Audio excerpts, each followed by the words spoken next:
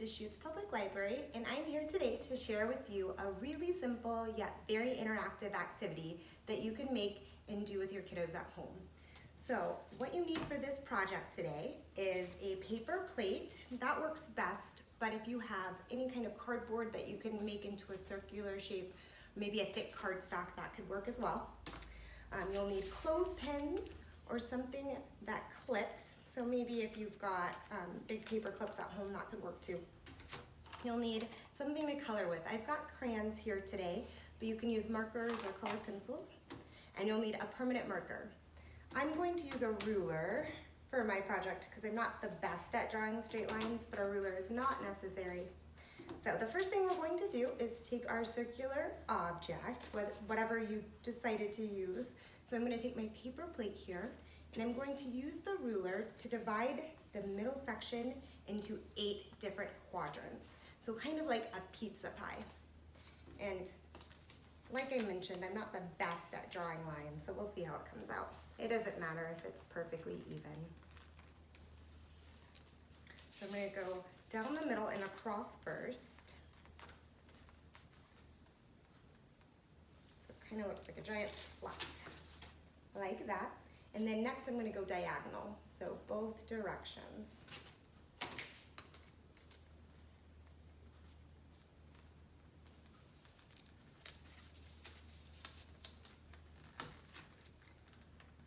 Okay.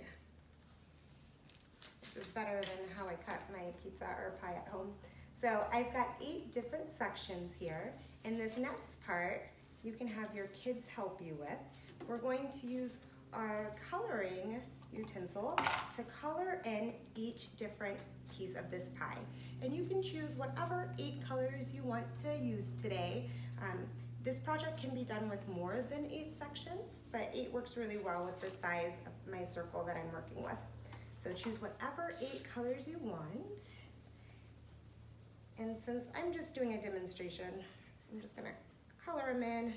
It's not gonna look the most beautiful, but it's beautiful to me. And it doesn't matter what order you color your sections in. I like to surround the super light colors with 2 dark colors just so they're more likely to stick out and you can really see them. But again, it doesn't matter what order. Okay. Just gonna speed through this. You can feel free to take your time at home, pause the video. If you want a really messy, brave way to do it, you can always use paint and fill in these sections. Maybe if you're feeling really brave, finger paint.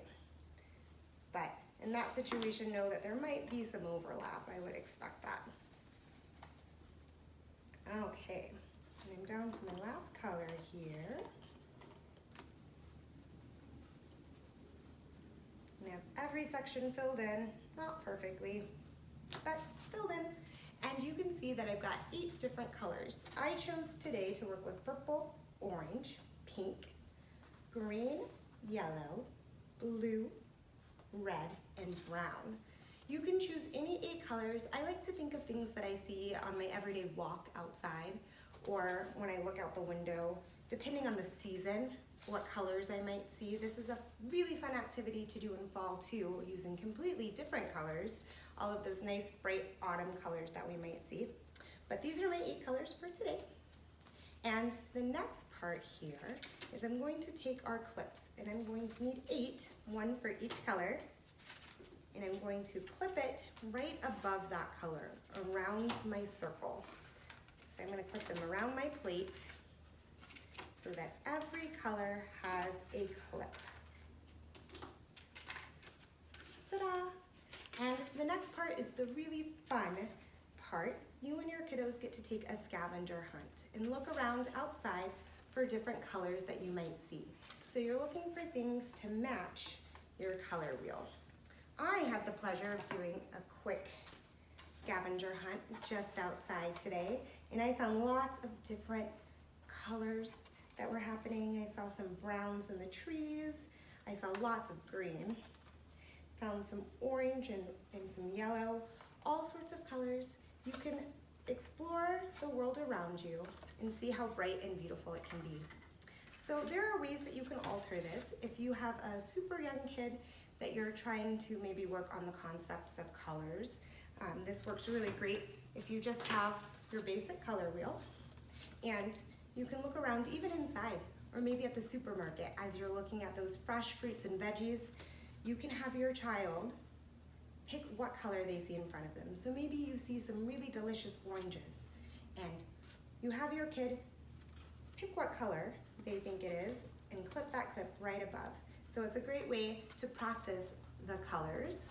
If you want to make it a little bit harder or a little bit more interactive for older kids, if you have the opportunity to print out different textures, so maybe close-ups of leaves or close-up of tree bark, and you can put those around in a circle and have your kids look for those textures or maybe even touch them for a little bit of sensory in your activity.